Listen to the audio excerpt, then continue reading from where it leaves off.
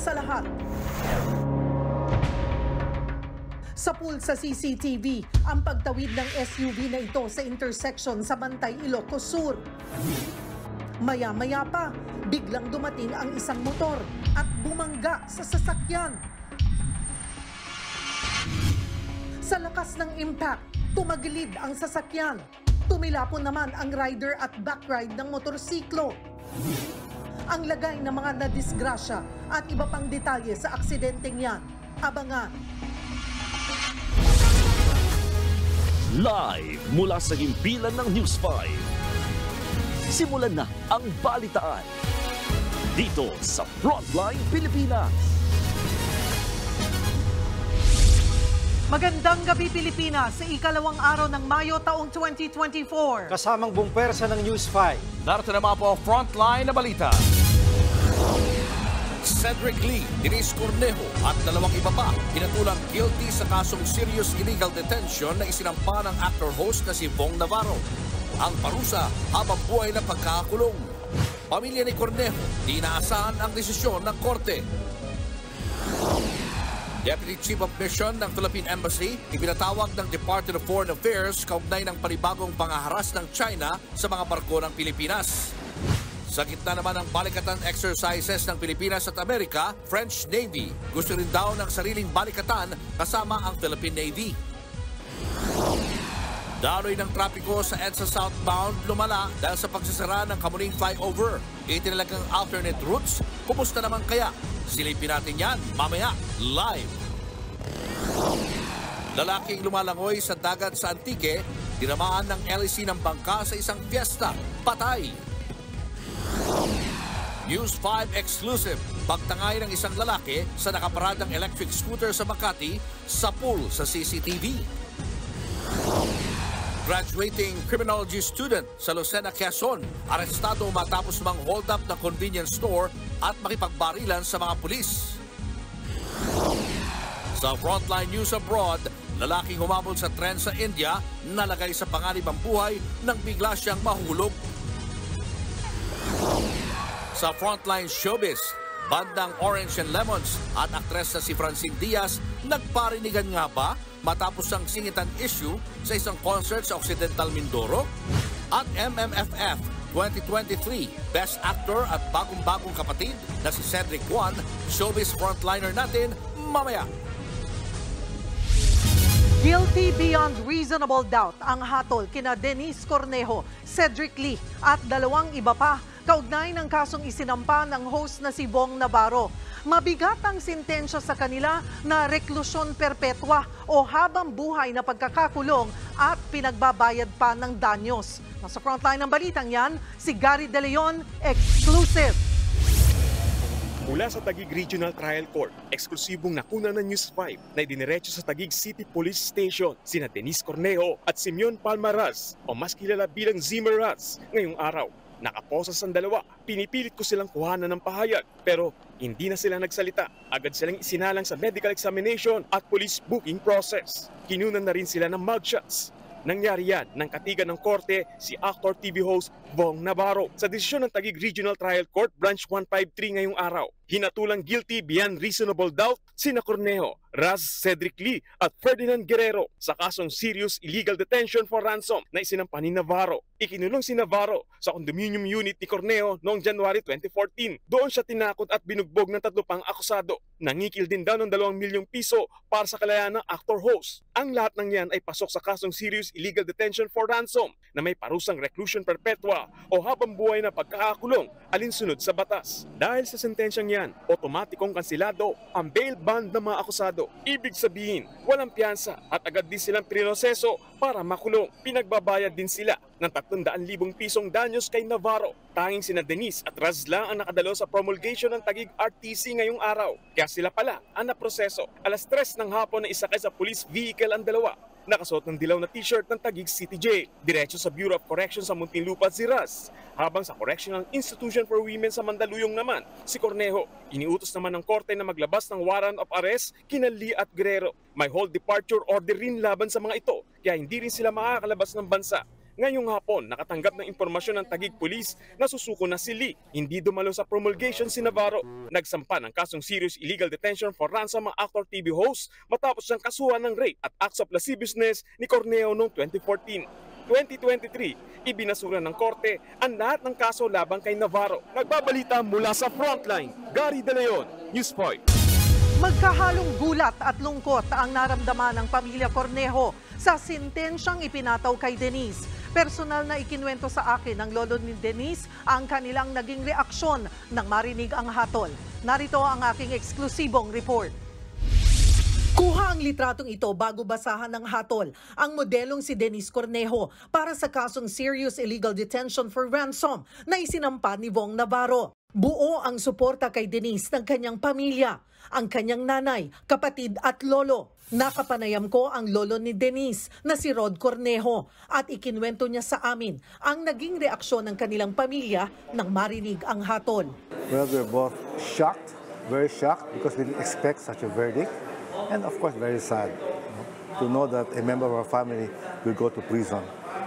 It's very difficult, Cheryl, but we will keep on praying. Nakita rin daw ni Rod ang katapangan ng kanyang apo sa kabila ng mabigat na sentensyang reklusyon perpetua. She never said a word. She was quiet. She did not scream. She did not go berserk. Or if you want to use main defenders, she didn't go ballistic, okay? She was very reserved. Her composure was there. When her mother was crying, she cried with her mother. I pity her mother, her mother. I am asking her mother to be strong. Dagdag pa ni Rod, naapektuhan ang karir ng kanyang apo dahil sa kasong may kaugnayan kay Vong Navarro na tumagal ng 10 taon. Masakit daw ito sa kanya bilang lolo, lalo't alam niyang marami pang plano si Denise para sa kanyang kinabukasan. What hurts me is seeing my grandniece, who has spent for 10 years, she has not been free. A lady whose career has been practically demolished. Okay, her career path was demolished by somebody, okay, who may seem to have a different view of women. Ipinagpapasa Diyos na lang daw ng pamilya Cornejo ang nangyari, pero susubukan nilang umapila pa rin na payagang makapagpiyansa si Denise.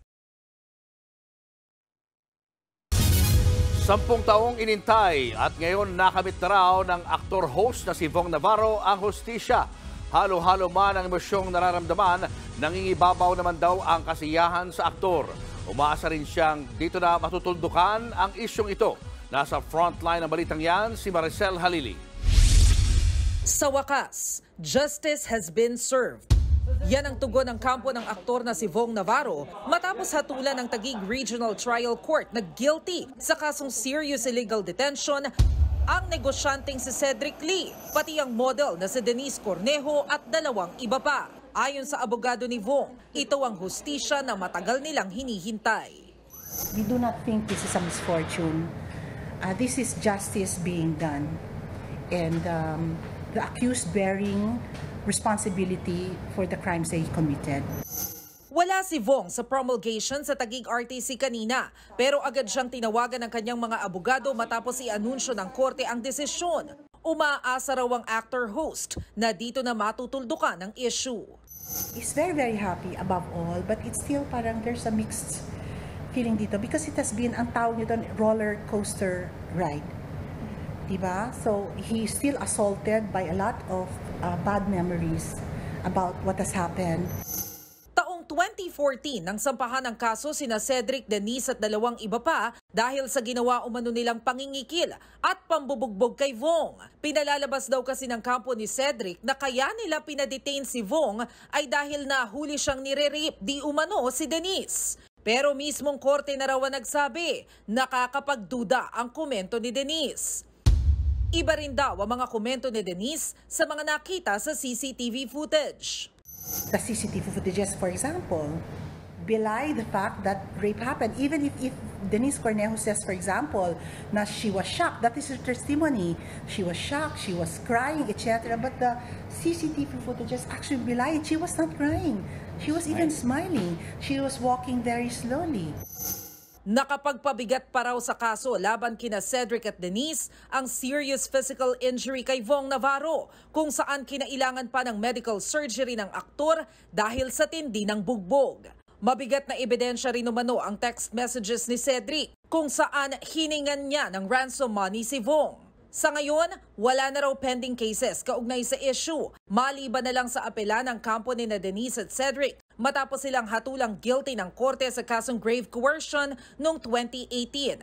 Para naman ito sa pagpilit kay Vong na pumirma sa police blotter at aminin umano ang panggagahasa kay Denise. Pwede pa rin daw umapela ang mga akusado sa kasong serious illegal detention, pero dahil non-bailable ito, sa kulungan na sila maghihintay. Nagbabalita mula sa Frontline, Maricel Halili, News 5. Bago pa man ang desisyon ng korte, kaliwat ka ng kasuhan ng sinampa ng mga kampo ni Vong Navarro at Denise Cornejo na tumagal ng 1 dekada. Nasa Frontline ng balitang yan si Mon Gualvez. Yung kay Bordy, wala naman ho akong ginawa sa... Bago hatulan ng guilty sina Cedric Lee, Denise Cornejo at 2 iba pa sa pambubugbog kay Vong Navarro, 1 dekada rin ang tinagal ng labanan sa korte ng 2 kampo. Nagsimula ito sa reklamong rape at attempted rape na inihain ni Denise laban kay Vong. Nag-ugat ito sa umunoy panggagahasa ni Vong kay Denise noong January 17. 5 araw matapos niyan, sinubukan daw siyang gahasain muli ni Vong. Noong January 2014, naghain din ng reklamong NBI laban kina Denise, Cedric at iba pa nilang kasama dahil sa pambubugbog kay Vong sa kondo ni Denise. Kabilang sa isinampang reklamo ay serious illegal detention, isang non-bailable offense. Noong panahong iyon, nasa ospital at bugbog sarado si Vong. Itinanggi ng actor-host ang umano'y panggagahasa kay Denise. April 2014, dinismiss ng Department of Justice ang kasong rape ni Denise laban kay Vong dahil sa physical improbability. Malayo raw mangyari ang mga sinasabi ni Denise laban kay Vong. Sa parehong desisyon, nakitaan din ang probable cause ng DOJ na i-indict sina Denise, Cedric at iba pang sangkot sa kaso. Sa parehong buwan, nahuli rin si Cedric Lee, isa pang kasamahan sa kasong serious illegal detention. May 2014, sumuko sa mga otoridad si Denise dahil sa parehong kaso.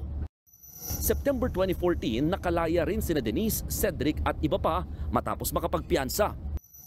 Halos 4 taon na nakalipas, hinatulang guilty sina Denise sa kasong grave coercion na isinampa ni Vong.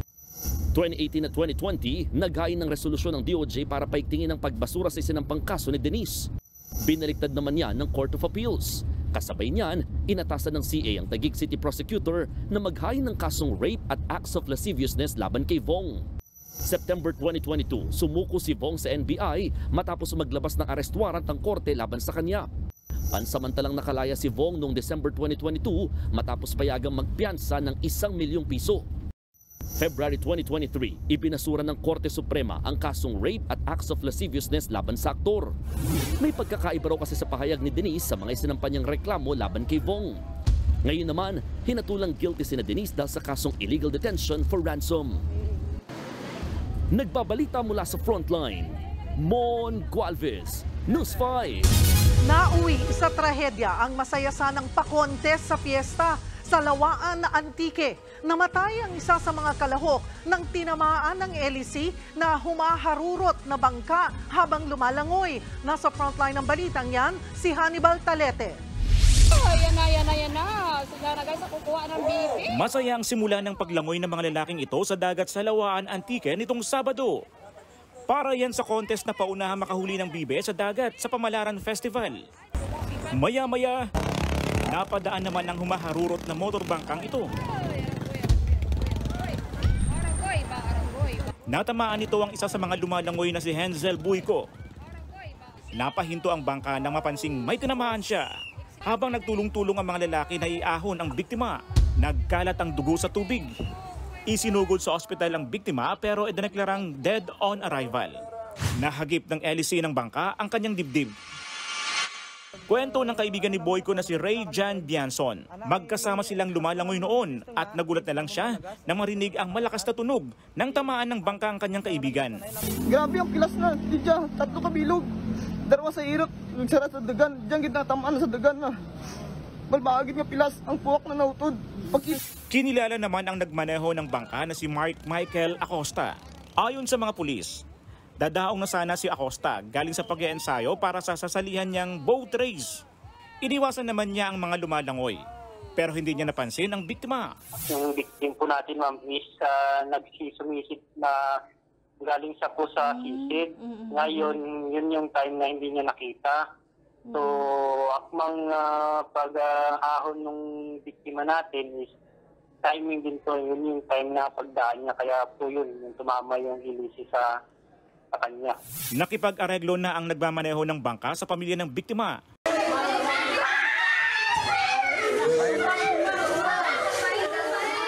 Ayon sa asawa ng biktima, kahit masakit ay wala na siyang magagawa kundi tanggapin ang sinapit na kanyang asawa.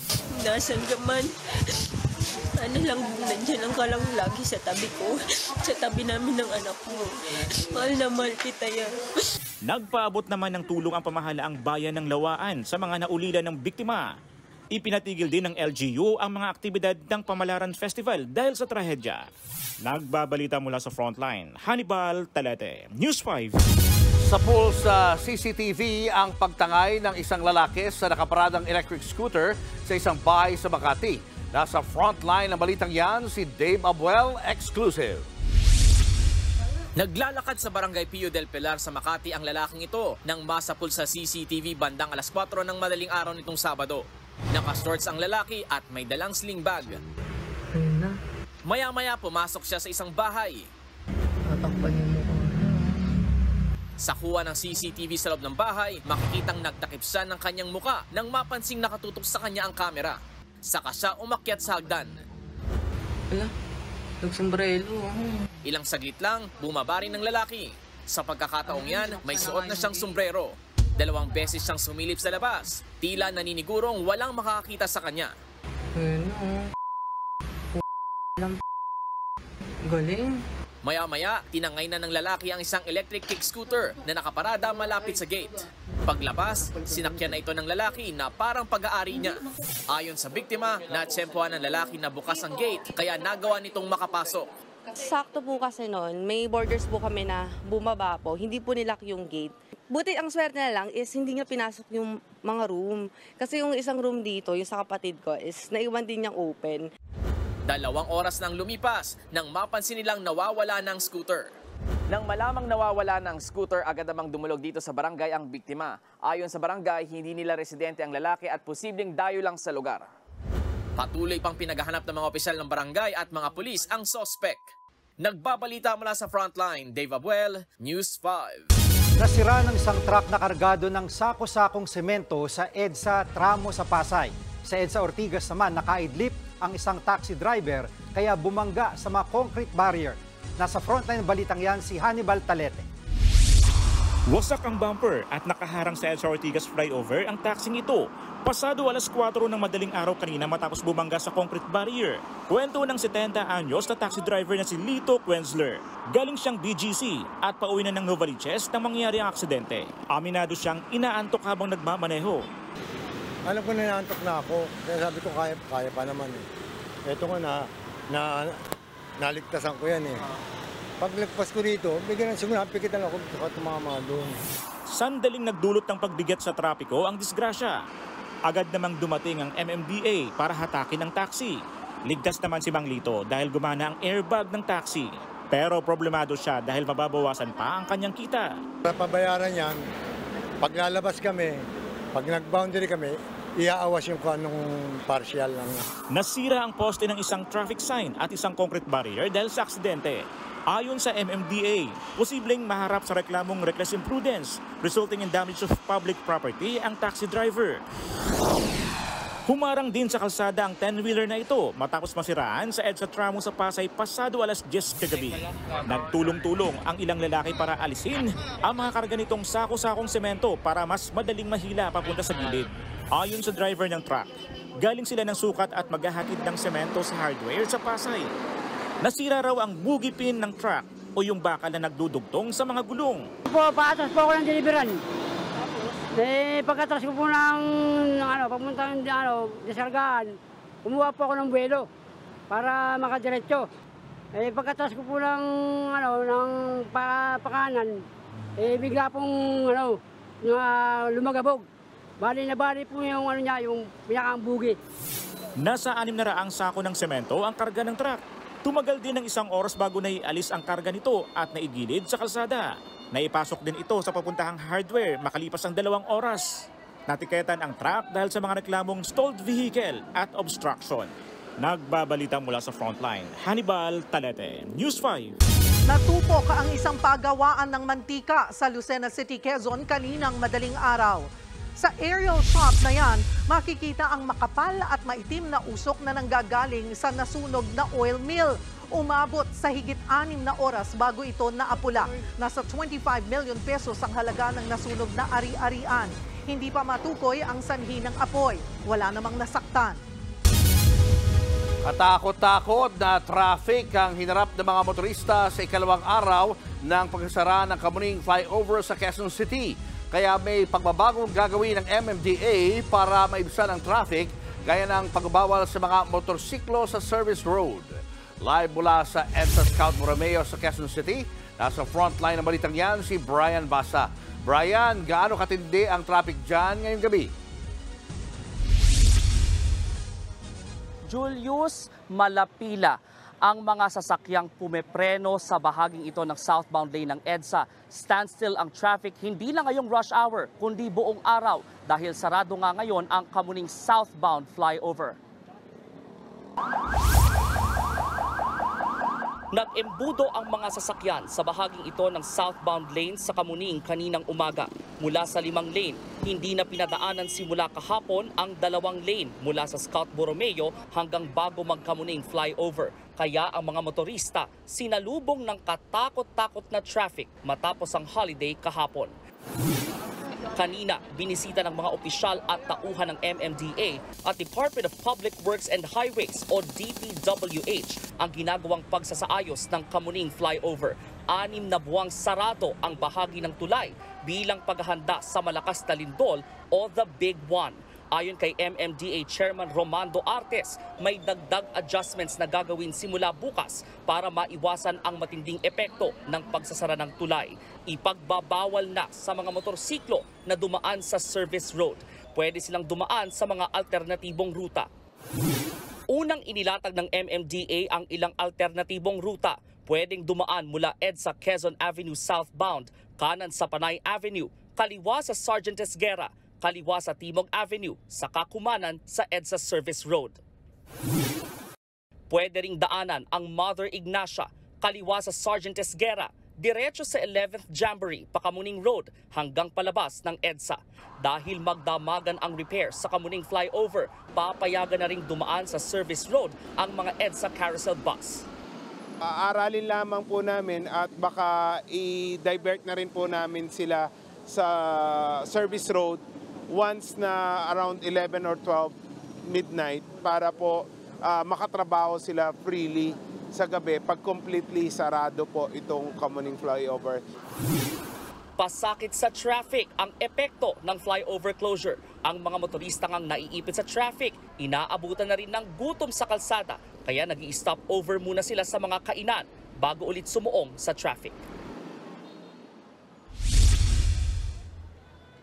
Maluwag pa ngayon ang mga otoridad sa mga motorcycle rider na dumidiretso pa rin sa service road o yung ilalim ng Kamuning Flyover. Pero simula bukas, hihikayatin na silang dumaan sa mga alternatibong ruta. Paglilinaw naman ni MMDA Chairman Artes, wala namang penalty sa mga motorista o yung motorcycle riders na didiretso sa service road. Muli, ito'y paghihikayat na dumaan sa mga alternate route. Balik sa inyo. Maraming salamat, Brian Basa. Nagdeklara ang lokal na pamahalaan ng Cagayan de Oro City ng state of emergency dahil sa banta sa supply ng tubig sa lungsod. At live mula sa Cagayan de Oro City, nasa frontline ng balitang yan si Elaine Fulgencio. Elaine, lumalabas na may supply ng tubig pero may issue rin ng bayarin. Tama ba? Gigi, hindi nawawala ng mga pulis dito sa labas ng Rio Verde Water Facility dahil nga nagdeklara na ng state of emergency ang Cagayan de Oro City dahil sa issue ng tubig.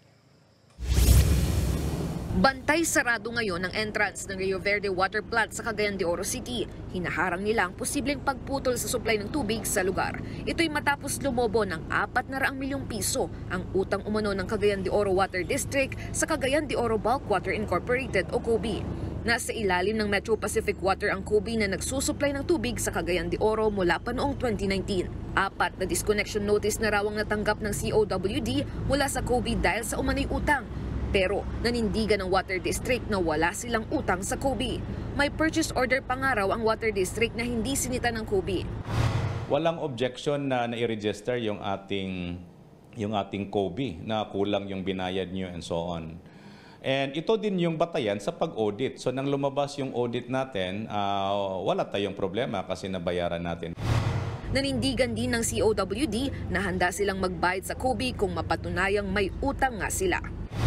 It was only sometime February of this year that our COA here requested a copy of the contract and some relative documents to the contract for their audit and investigation. And hanggang ngayon, nasa COA pa rin, under investigation pa rin. Pero kung sasabihin ng COA na kulang yung binayad, batay doon sa kontrata and also doon sa ating purchase order, then of course, Water District is more than willing to settle that.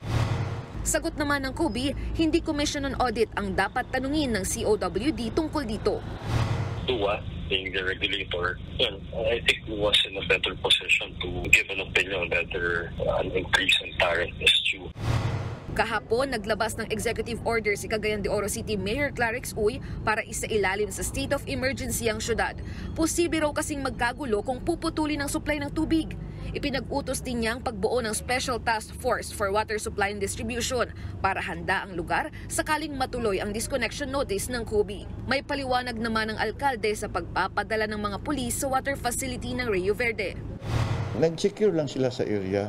Hindi naman na gano'n na yung sinabi o anong narinig natin na by force. Hindi yun. Sinisecure lang nila yung area. Kasi sabi ko na iwasan natin na baka masabotahe. Hindi natin malaman na mayroong mga marasamang tao mag-isip na samantalahin nila yung problema sa tubig.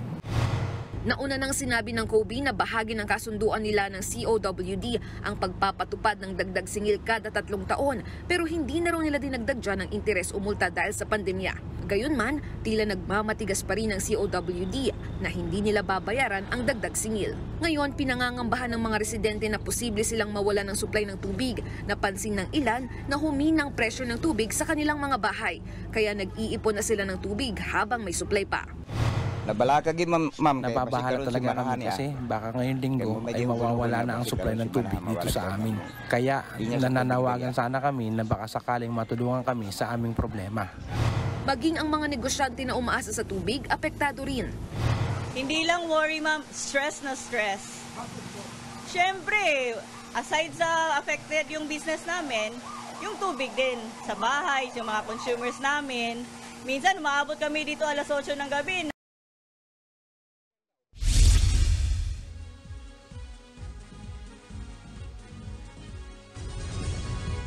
Gigi, doon sa tanong mo kanina kung may supply ng tubig at bayarin, oo, may supply pa rin ng tubig dito sa buong Cagayan de Oro City at may mga binabayaran pa rin yung mga concessionaire. At ayon nga sa Cagayan de Oro City Government, mananatili yung mga otoridad dito hanggat walang kasiguraduhan na hindi napuputulin yung supply ng kanilang tubig. Habang nanindigan naman ang pamunuan ng COBI na handa silang makipag-usap muli sa COWD. Yan muna ang latest mula rito, balik sa iyo. Gigi.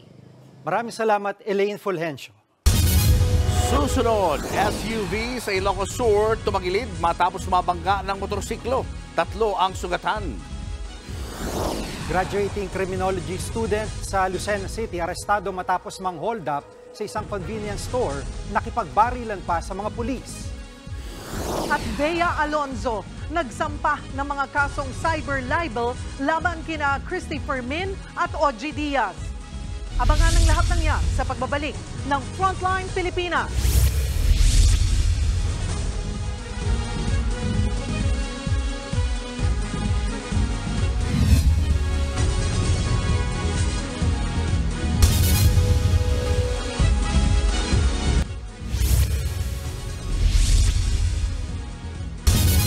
Pagwawasto lamang po, si Denise Cornejo ay apo sa pamangkin ni Ginoong Rod Cornejo. Sumabak sa live fire exercises ang mga sundalo ng Pilipinas at Amerika sa Palawan bilang bahagi pa rin ng kanilang pinakamalaking balikatan exercises. Nasa frontline ng balitang yan, si Brian Castillo. Dalawang landing craft air cushion o LCAC ng US Navy ang dumating sa baybay ng Rizal sa Southern Palawan. Mabilis itong lumapit at nagdire-diretso hanggang sa lupa. Kinihatid nito ang High Mobility Artillery Rocket System o HIMARS ng US Army na unang dumaong sa Northern Palawan kahapon. Pagpapatuloy ito ng HIMARS Rapid Infiltration Exercise sa balikatan ng Pilipinas at Amerika kung saan sinasanay ang mga sundalo sa mabilisang pag-deploy nito sa magkakaibang lokasyon. In order to get the HIMARS down here, we flew them down from Luzon into Palawan, got off the aircraft, put it on a ship via LCAC, moved it down the coast off of the LCAC, and then here on the beach to fight side by side with Philippine and U.S. Marines. So the fact that we showed that type of mobility across the frontage of the Philippines, I think is fairly impressive. Nakaposisyon sa masukal na bahagi ng dalampasigan ang howitzer units ng Pilipinas at ang HIMARS ng Amerika. Nakakalat din sa isla ang pinagsanib pwersang mga tauhan ng Philippine at US Marines. Lahat sila nakaabang umatake sa kalabang magmumula sa dagat. Nagsimula ang live fire exercise na makakuha ng impormasyon na kunwaring paparating na ang mga kalaban sa dagat. Sunod-sunod na nagpakawala ng putok ang mga sundalong Amerikano gamit ang HIMARS. Sa gitna ng malakas na buhos ng ulan, nagliliwanag ang bawat rocket at dumadalo ang tunog mula sa pagbulusok ng mga ito. Ito ang kauna-unahang pagkakataong pinaputok sa Palawan ang rocket launcher na ito ng Amerika. Practice rounds that shoots out to kind of several kilometers all the way to our precision guided rounds that can go out to multiple tens and multiple hundreds of kilometers in order to target multiple threats. Sunod na umatake ang 105 howitzers ng Philippine Marines. Nagsilbing floating targets ang mga bagang ipresisyon sa magkakaibang lugar sa laot at habang papalapit ang kunwaring kalaban, sunod-sunod nagpaputok ng 50 caliber machine guns at mortars ang mga sundalong Pilipino. Sumugod din sa pangpang ang ilang Armored Personnel Carrier o APC units. Wala pang HIMARS ang Pilipinas pero isa ito sa matagal nang nasa wishlist ng AFP Modernization Program. Any new equipment will be beneficial to the armed forces, not only for the Marines. The performance of our Marines very well. Kapansin-pansin namang walang katao-tao sa mga bahay na nasa pampang ng magsagawa ng military drill. Ayon sa LGU, bahagi ng pagsasanay ang pag-evacuate sa mga residente sa coastal area, gayon din ang pag-abot ng ayuda sa mahigit 100 apektadong pamilya. Nagbabalita mula sa frontline, Brian Castillo, News 5. Sugatan ng isang criminology student na nang-hold up ng convenience store matapos makipagbarilan sa mga pulis sa Lucena City. Base sa investigasyon, pumasok ang sospek sa tindahan at nagpanggap na customer nung una hanggang sa bumunot ito ng baril at inutusan ng kahera na ilabas ang perang nagkakahalaga ng higit 34,000 pesos. Tumakas ang sospek sakay ng motor pero agad nakapagsumbong sa mga pulis sa mga empleyado ng convenience store. Saglit na nagkahabulan kung saan nakipagbarilan pa sa mga pulis ang sospek hanggang sa tinamaan ng bala sa hita ang kawatan. Dito na siya nahuli at dinala sa ospital. Nabawi sa sospek ang perang ninakaw pati ang ginamit niyang baril. Maharap siya sa mga kasong robbery, direct assault at illegal possession of firearms.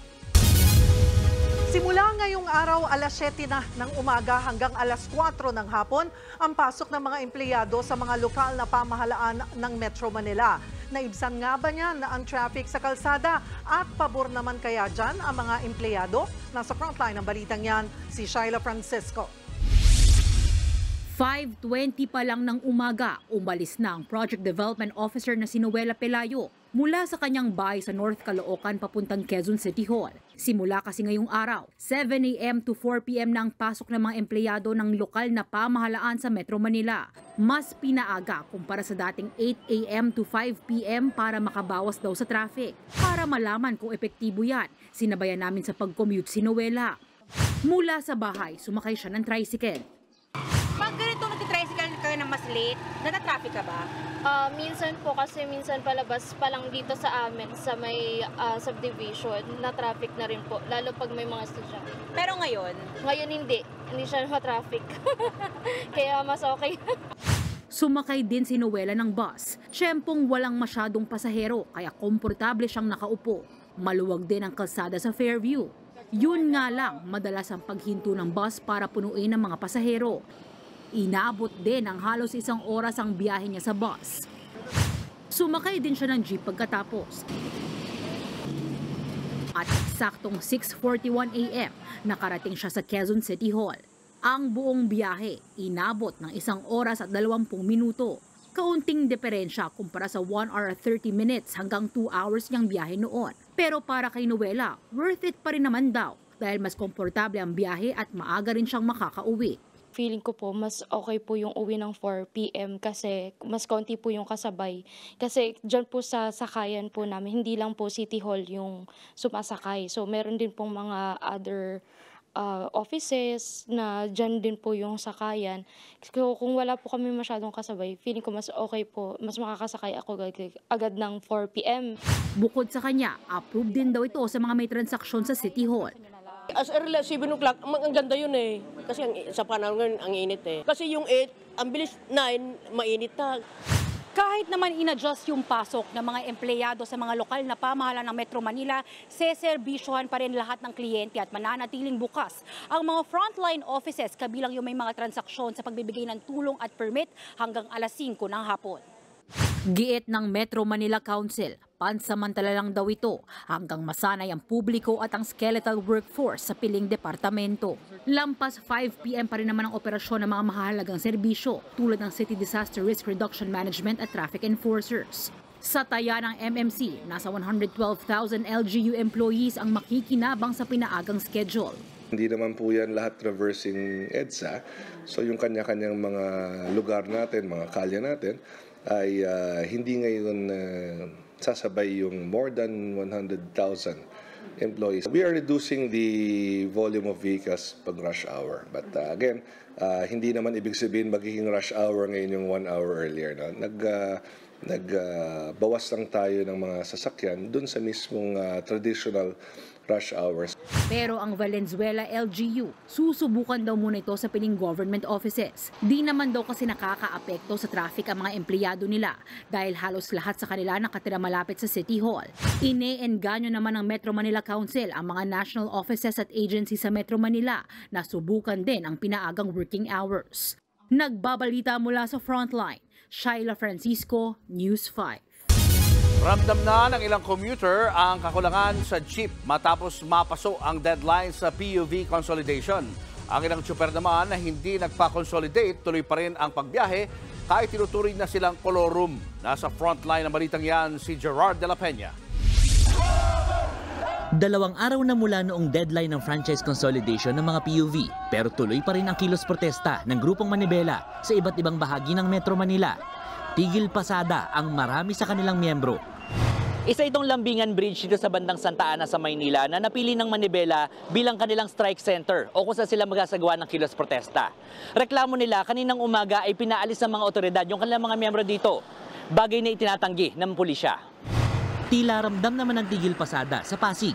Kahit tanghali na, napansin ng ilang pasaherong kulang ang masasakyang jeep. Mas kukunti po ngayon. Kanina pa kami dito ng anak ko eh. Medyo nahihirapan kaming sumakay. Babala naman ng Manibela, mga commuter ang mahihirapan kung ibipilit ang pagko-consolidate ng mga PUV. Ang sinasabi sa atin na sapat na yung bilang ng masasakyan kapag wala ang mga traditional jeepney na hindi nag-consolidate. Pero kitang-kita po natin ngayon, walang masakyan ng taong bayan. Kapag ka normal days, ganito po ang itsura ng NCR pa lamang.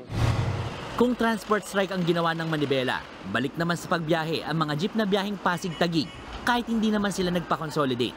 Katwiran nila, sa 2 linggo pa naman daw ng Mayo magsisimula ang panguhuli sa mga kolorum. Problema rin nila kung paano sila makakatanggap ng show cause order. Marami kasi sa kanila, sa iba nakapangalan ang jeep na minamaneho dahil hindi naman inapruba ng LTFRB ang kanilang aplikasyon. Tinigil nga nila nun yung ceiling transfer. Sila rin naman may problema dyan.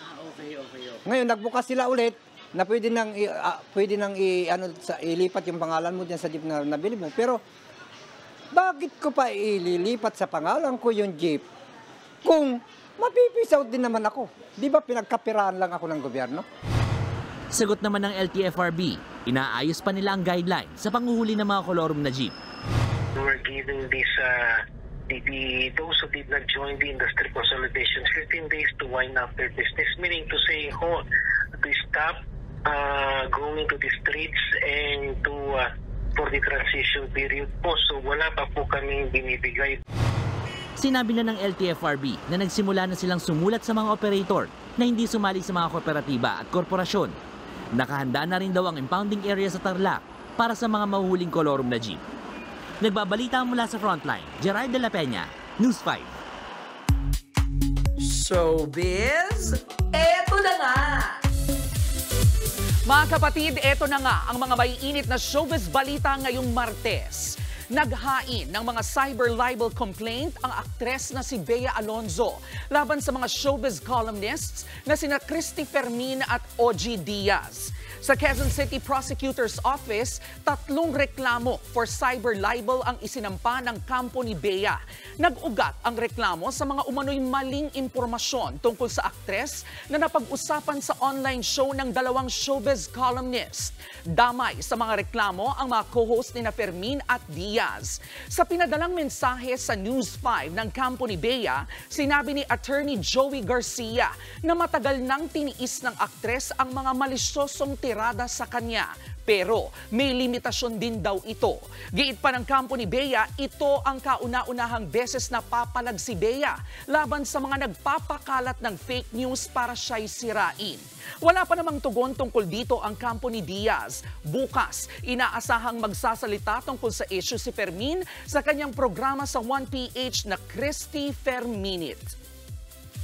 Ito pa nga, big buzz din ngayon ang pagkadismaya ng bandang Orange and Lemons matapos umanong sumingit sa kanilang performance ang aktres na si Francine Diaz sa isang concert sa San Jose Occidental, Mindoro.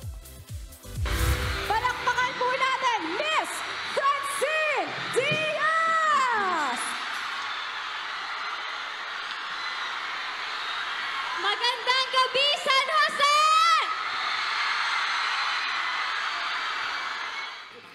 Nagsa-soundcheck na ang Orange and Lemons nang bigla na lang tawagin ng host si Francine. Dire-diretso namang nag-perform si Francine. Kita naman sa ilang video na tila nainis ang frontman ng banda na si Clem Castro. Ilang saglit pa, umalis na ang banda sa stage. Bumalik na lang ang Orange and Lemons matapos kumanta ni Francine. Pero bago mag-perform, may makahulugang mensahe pa si Clem. Wala pang pahayag kaugnay sa issue ang banda, si Francine o kahit ang lokal na pamahalaan ng San Jose. Gusto ko lang manghihingi ng paunhin, pero kailangan kong sabihin to para sa mga artist na kasi dapat kaninang 11 pa kami dito eh. So sana naman walang sumisingit. Yun lang. Respeto lang ba? Ito pa nga, napilitang huminto sa pagpe-perform ang P-pop group na BINI sa kanilang concert sa Bangus Festival sa Dagupan dahil sa hinimatay na fans. Kinakabahan ako sa inyo. Lilis, kaya pa? Sa ilang viral video, kita ang pag-aalala ng BINI members nang may mga hinimatay dahil sa sobrang init. Ang leader ng grupo na si Joanna, naiyak. Ang ilan namigay pa ng tubig sa audience. Sa mga naunang ulat, sinasabing umabot sa 10,000 ang dumalo sa concert na yan. Martes nang mangyari ang event kung saan pumalo ang heat index sa lugar ng 48 degrees Celsius. Sa post naman ni BINI member Colette, humingi siya ng paumanhin sa pagtigil nila sa performance. Paliwanag niya, para naman iyon sa kaligtasan ng kanilang blues. More showbiz update pa tayo mamaya mga kapatid. At para po sa mga iyan, sasamahan tayo ng breakout star MMFF 2023 Best Actor Cedric Juan. Ang kanyang mga hatid na updates sa atin, abangan niyo po mamaya. Susunod, French Navy gusto raw magkaroon ng sariling balikatan kasama ang Pilipinas. Mga barko ng China sa Baho de Masinloc, pinapalayas ng Pilipinas. At lalaking sasakay sa umaandar na tren nahulog. Yan at iba pa sa pagbabalik ng Frontline Pilipinas.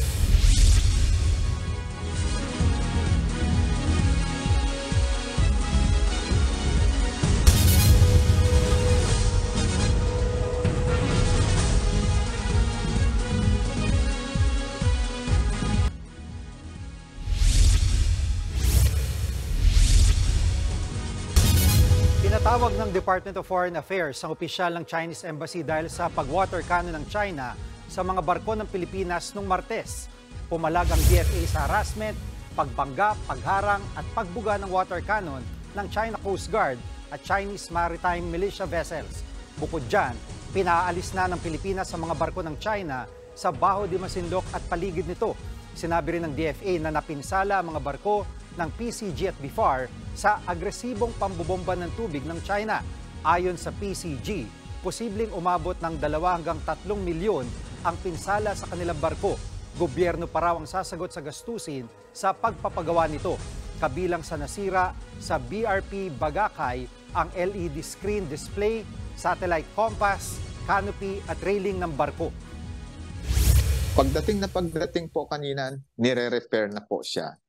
At hopefully ma-repair siya within these few days para makabalik uli siya sa total ready for sea.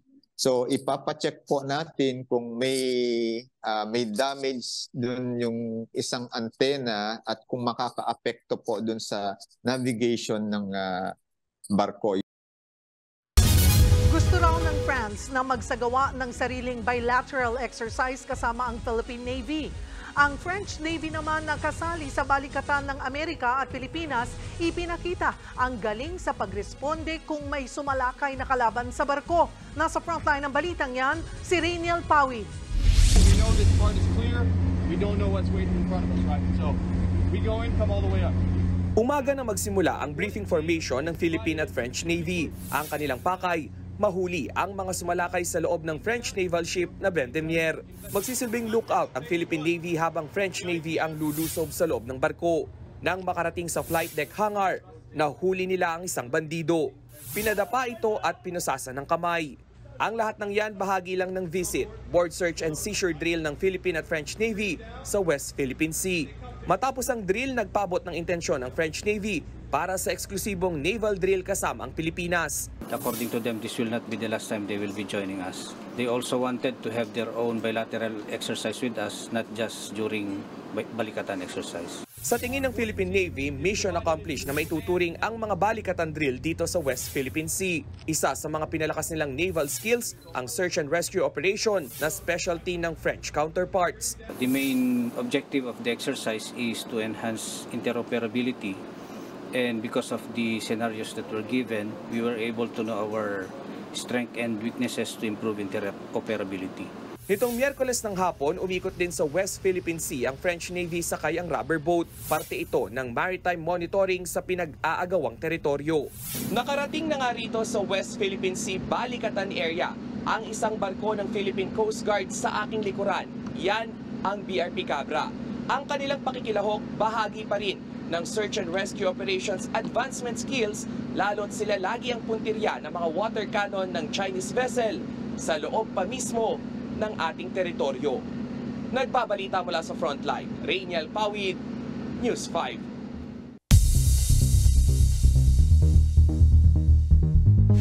Muntikang mahulog sa riles ang isang lalaking pasahero humabol para makasakay sa umaandar na tren.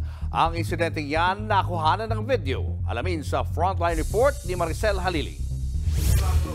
Sa viral video na ito, makikitang hinahabol ng isang lalaki ang umaandar ng tren sa Uttarakhand sa India. Nahawakan niya ang handle ng bagon pero nawalan siya ng balanse hanggang sa nahulog sa siwang ng tren at platform ng estasyon. Nakita yan ng naka-duty na babaeng pulis at agad sumaklolo. Nakakapit ang lalaki sa platform at hindi naman nahulog sa riles. Agad siyang hinawakan ng pulis. Higit 30 segundong na-stop ang lalaki hanggang sa makalagpas na ang tren. Dito na siya pinagtulungan iangat ng babaeng pulis at tumulong na rin ng iba pang pasahero. Base sa investigasyon, nakasakay na pala talaga ng tren ng lalaki. Bumaba lang siya sa estasyon para bumili ng pagkain at inumin. Yun nga lang, pagbalik niya, umaandar na ang tren kaya niya ito hinabol. Ligtas naman ang lalaki at hindi siya nasugatan sa nangyari. Nagbabalita mula sa Frontline, Maricel Halili, News 5.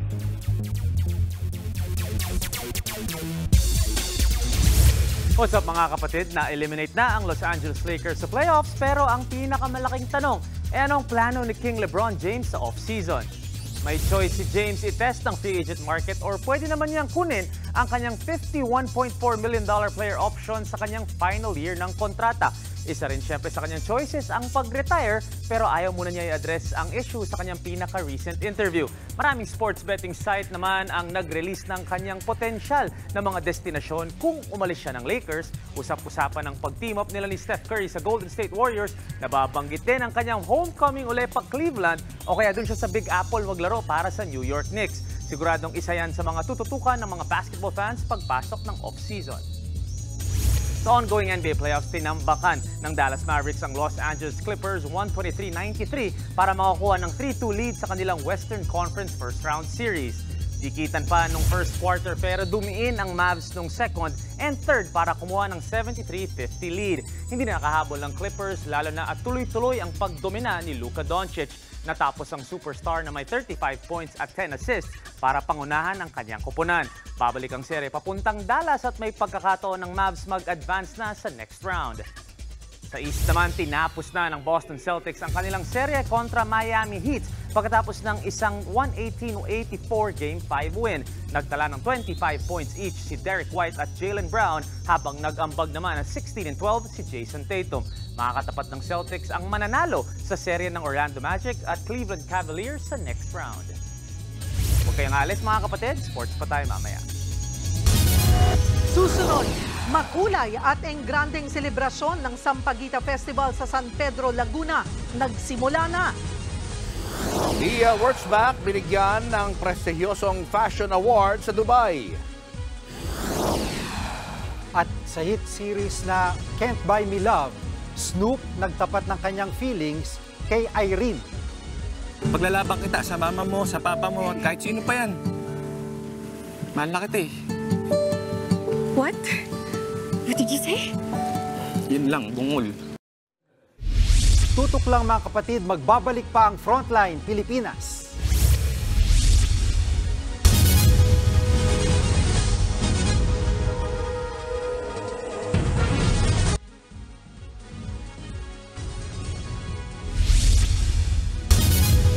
Nagsimula na ang makulay at engrandeng Sampaguita Festival sa San Pedro, Laguna. Silipin natin ang mga pakulo sa unang araw ng pista sa Frontline Report ni Faith Del Mundo. Napuno ng Sampaguita ang tinaguriang Sampaguita Capital ng bansa, ang San Pedro, Laguna.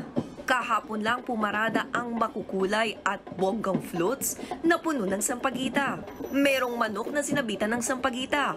Meron ding replika ng simbahan na puno ng Sampaguita. At ang bahay kubo na ito, may palitsyon pa.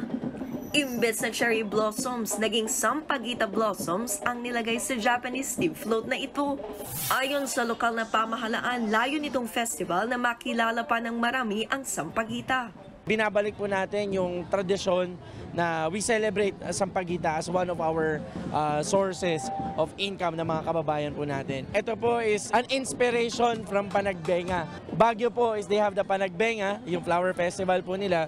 We wanted also na magkaroon ng ganong same version pero medyo sa mainit na lugar and that is Sampaguita. Bukod sa mga makukulay na float, nagpasiklaban din sa street dance competition. Talaga namang mapapaindak at mapapabilib ka sa kanilang performance. Kaya ang mga nanonood, enjoy na enjoy. Nakikita namin maraming masasayang tao Dapat dayuhin talaga to. Siyempre, masayang-masaya Mas na-miss po ako sa festival ngayon kasi mas nag-prepare po sila. Ang angas po!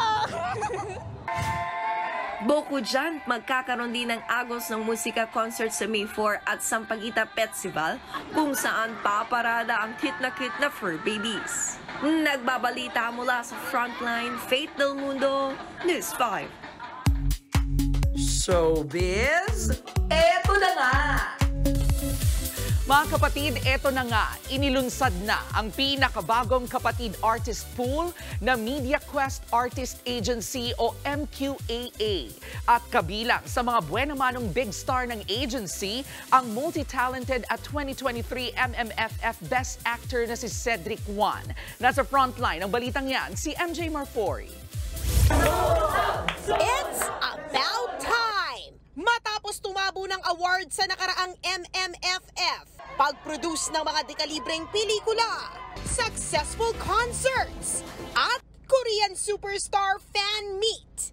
It's a new chapter for Media Quest. Dahil today, ni-launch na ang Media Quest Artist Agency o MQAA. Araw-araw gumagawa tayo, nagpapalabas tayo ng teleserye sa mga plataforma na meron tayo, pero wala tayong sarili nating talents. No, apart from sports, we're very mature already in sports, we're very mature already in news, but in the entertainment space talagang wala. Kasi ang daming lalabas na bagong mga teleserye, maraming lalabas na bagong mga films. We're going to try to vie for the MMFF again.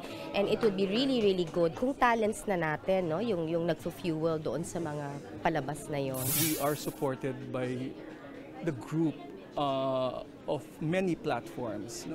We are into sports, we are into entertainment, we are into a lot of other things as far as media is concerned. So today, I think it's just necessary and the right time for us to... At ang buenamanong star, walang iba, kundi ang dekalibre at award-winning actor na si Cedric Juan. Sa kabila ng kaliwat kanang offers mula sa iba't ibang talent managements, pumirma na nga si Cedric ng kontrata kanina bilang isang kapatid. Kasama sa signing sina Media Quest President and CEO Jane Basas at MQAA Head Jeff Remigio. Di pa ako nakaka-adjust, so overwhelming pa rin siya. Pero syempre nililive ko each time na may nakakarap ako ng mga bago. Hindi raw magpapakahon si Cedric. Bilang isang dekalibreng aktor, susubukan niya ang iba't ibang genre bilang isang MQAA artist. Ako revisit yung dancing ko. I was a dancer before,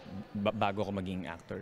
Tapos yung singing, kasi parang feeling ko, parang when I did Mula sa Buwan, parang sabi nga nila Pat sa akin na parang may brilyo yung boses ko. I think kailangan ko lang siyang aralin ulit. And yung iba pang mga genre ng acting, like for example, comedy, sobrang hirap ng comedy. Drama, I think nahihirapan pa rin ako. Bukod kay Cedric, pumirma na sa batch 1 ng MQAA sina Sam Culoso, Singaling winners Marimar Tua, Carmela Lorzano at ilan pang fresh faces in showbiz. Abangan sila sa mga kapatid projects soon. Nagbabalita mula sa Frontline, MJ Marfori, News 5. At straight from his contract signing bilang opisyal na kapatid, sasamahan po tayo ngayong gabi sa ating showbiz balitaan ng isa sa mga pinakahinahangaang aktor ngayon. Metro Manila Film Festival 2023 Best Actor, Cedric Juan. Welcome sa Frontline Pilipinas, Cedric. Maraming salamat, Kalad Karen. Feeling grateful si Miss Universe 2015 PIA Wurzbach matapos matanggap ang kanyang parangal sa isang prestiyosong fashion award-giving body na Emmy Gala sa Dubai. Sa kanyang Instagram, oozing with confidence and beauty si Pia in a black Michael Cinco gown. Nag-uumapaw sa saya si Pia lalo na't panibagong pagkakataon ito para mas makapagbahagi pa siya ng inspirasyon. Dahil sa kanyang impluensya sa pamamagitan ng pagdalo sa ilang Fashion Week abroad, iginawad kay Pia ang Global Fashion Influencer of the Year Award. Kilig overload na naman ang hatid ni Maris Racal at Anthony Jennings sa advanced online episode ng Kapatid Star Creative Series na Can't Buy Me Love. Sa ipapalabas pa lang sa Free TV na eksena ng serye, hopeless na sina Snoop played by Anthony at Irene na ginagampanan ni Maris para sa love life ng mga bidang sina Bingo at Ling. Mga karakter yan ni Donnie Pangilinan at Bel Mariano. Sa labas ng simbahan kung saan ikakasal si Ling sa iba, di na nagpapigil si Snoop. Magtatapat na siya ng kanyang nararamdaman para kay Irene. Abangan ang kanilang priceless finale sa TV5 sa May 10. Paglalabang kita sa mama mo, sa papa mo, kahit sino pa yan. Mahal na kita eh. What? What did you say? Yun lang, bungol. At para sa mga Marvel fans dyan, magtatanghal sa Pilipinas ang kauna-unahang pagkakataon ang Marvel Universe Live. Literal na live action ang matutunghayan ng mga fans sa pagtatanghal na ito. Ang mga minahal nating Marvel superheroes at mga villains mapapanood natin in person sa isang world-class na mga performances. Kabilang na riyan ang Guardians of the Galaxy, si Doctor Strange, Iron Man, Thor at marami pang iba. Sa June 7 hanggang 16 na ang mga show na gaganapin naman sa SM Mall of Asia Arena. Tuloy-tuloy lang ang ating mga balitaan, kaya tutok lang, mga kapatid. Susunod, ex-convict sa Cebu patay matapos pagbabarilin ng mga gun for hire. Van sa Baguio tumagilid, driver nakaidlip habang nagmamaneho. At SUV sa Ilocos Sur tumagilid ng masalpok ng motor. Marami pa kayong mga balitang dapat malaman sa pagbabalik ng Frontline Pilipinas.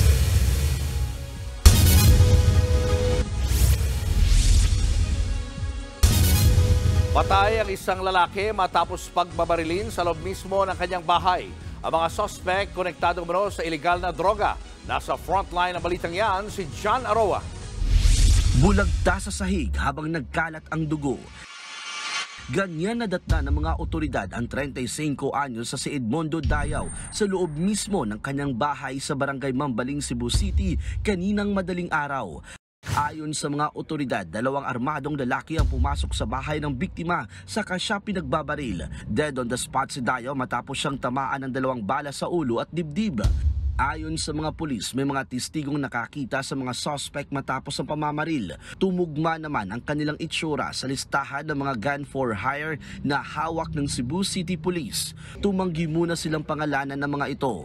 Ayon pa sa mga pulis, dati nang nakulong si Dayaw dahil sa illegal drugs. Minsan na rin daw siyang napagkamalang police asset, kaya posibleng matagal na siyang minanmanan ng mga nakabanggang sindikato.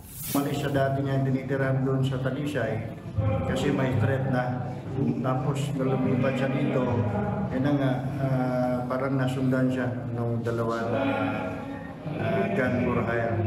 May nagputo sa kanila sa based on our investigation, parang may kakumpetensya na parang nagalit. Nasa trabaho naman ang misis ng biktima na mangyari ang pamamaril. Kwento niya, hindi raw sumasagot sa tawag ang kanyang mister, kaya ang kanilang anak ang kanyang tinawagan. Na-shock na siya, wala na siyang tingog, wala na siyang kukuhan mo na dito, hitabo na dito. Labis ang hinagpis ng asawa ng biktima, lalo't manganganak din siya sa susunod na buwan. Pangin, buli ko kadawat.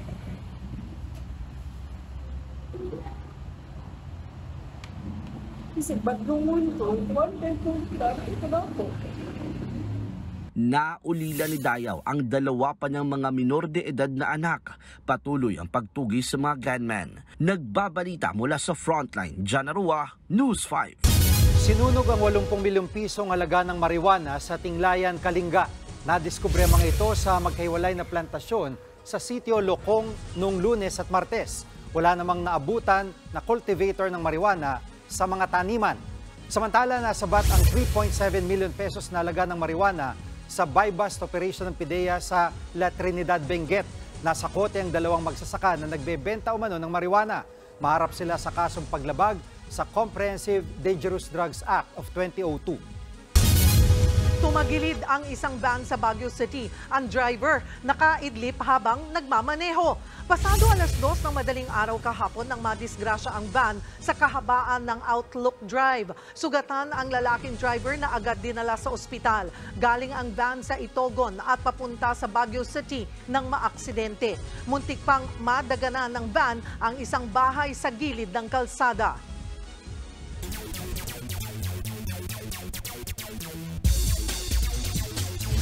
Mga kapatid, nagsimula na sa Senado ang naturalization process ni Gilas prospect Benny Boatwright. Pinal mismo ni SPP Chairman Senator Sonny Angara ang Senate Bill number 2646 kung saan gusto bigyan ng citizenship ang 27-year-old. Expected din mag-file ng counterpart measure si SPP Vice Chairman and Antipolo City Rep. Robbie Puno sa House of Representatives. Malaking dahilan si Boatwright kung bakit nag-champion ang San Miguel Beermen sa nakaraang PBA Commissioner's Cup at sabi niya hindi na kailangan pag-isipan kung gusto niya makapaglaro para sa bansa. Kung sakali siya ang latest addition sa listahan natin ng mga naturalized players kasama nila Justin Brownlee, Ange Kwame at Jordan Clarkson.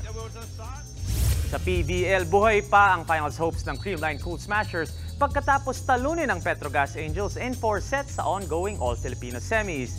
Nasa alanganin na ang kanilang season pero hindi pumayag si Gemma Galanza at bumanat ng 23 points on 20 attacks and 2 blocks para isalba ang kanyang koponan. Nangunguna ngayon ang Petrogas at Creamline na parehong may 1-1 win-loss record papasok ng final match ng round-robin semis. Magbabakbaka naman ang Choco Mucho Flying Titans at Cheritigo Crossover sa second game. At yan ang mga pandi ng sports news today. It's your sports Tito Mikey Reyes. Peace and love. Susunod, SUV sa Ilocos Sur tumagilid ng banggain ng motorsiklo, 3 sugatan. At ilang celebrities pumasa sa makeup transformation trend na Asoka Challenge. Tuloy-tuloy pa ang makabulahang balitaan sa pagbabalik ng Frontline Pilipinas.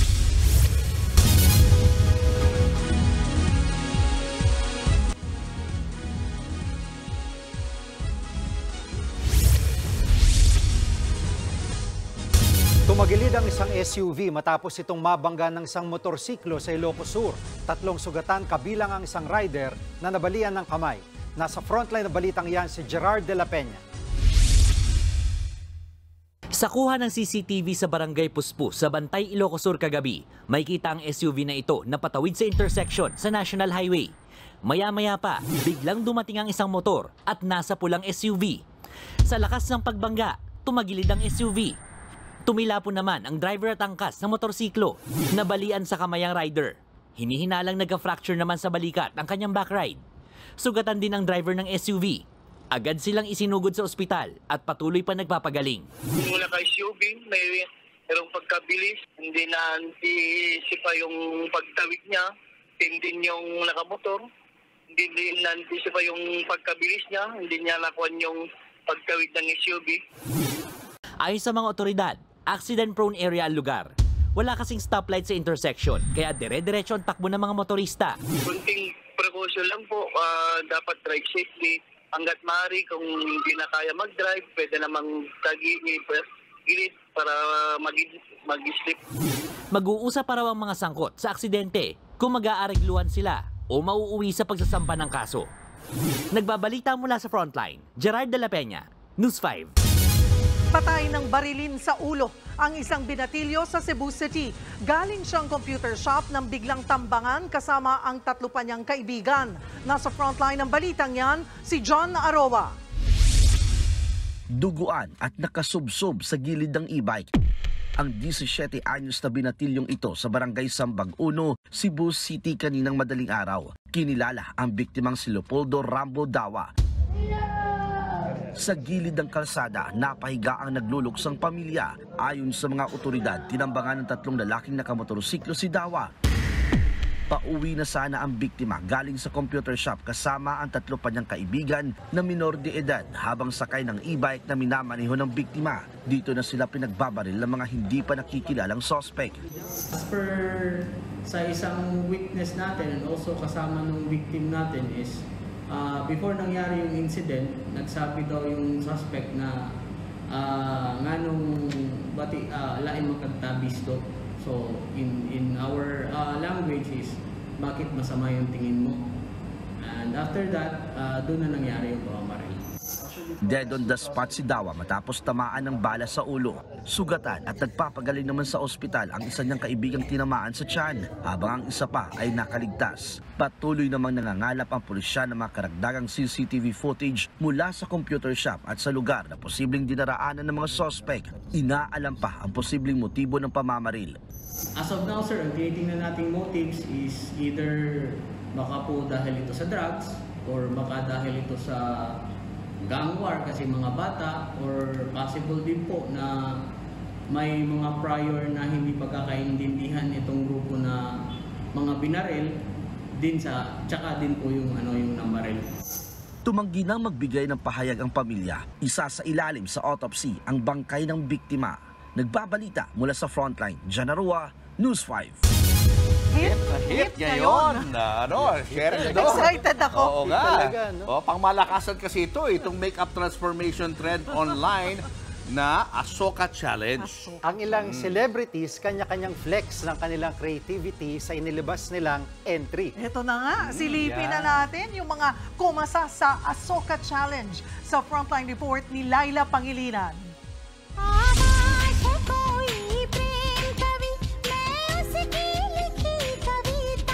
Emote. With matching hagod-hagod. Tapos, mga hanap na transition sabay sa mga galawan ng mga kamay. Marami na nga ang nakikiride sa nauusong makeup transformation trend na Ahsoka. Nakakaloka!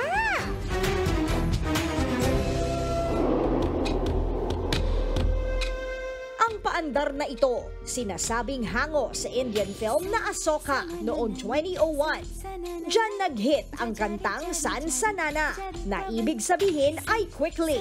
Sakto! Pangmabilisan ang transformation ng mga sumasabak sa challenge na ito ngayon. Tingnan nyo itong si Alex Gonzaga. Sinama pa si Mami Pinty sa hanep na trip. Si Donalyn Bartolome, ang kanya namang manliligaw na si JM De Guzman ang import sa entry.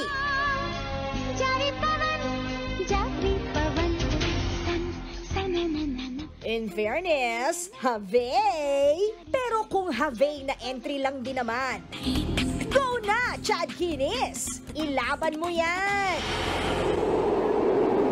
Avatar yarn?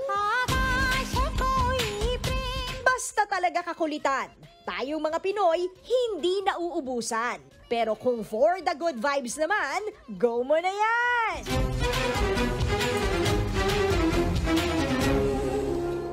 Mag-Ahsoka na! Nagbabalita mula sa Frontline, Laila Pangilinan, News 5. Hirap. Effort yan. Wala ka bang ganun? Wala pa eh. Wala pa tayo. Tanong ko biglang ikaw ni. Hirap ang editing. Cedric, welcome to TV5.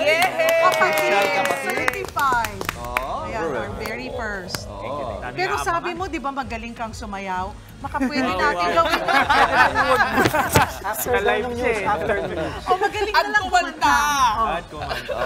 And congrats sa Gumbursa. Up to now, napapanood pa rin sa Netflix. Nasa Netflix pa rin siya. Mapapanood niyo pa rin lahat. Congrats. At abangan niyo po mga kapatid, lahat ng projects ni Cedric dito sa Kapatid Network. Salamat po. Wala pa ba? Congratulations. Wala pang teaser? Well, parang pinagtatrabaho na po yung script. More on parang sa TV series and also may film daw na gagawin. And parang narinig ko kanina, parang sa, alam ko Europe siya mag-shoot.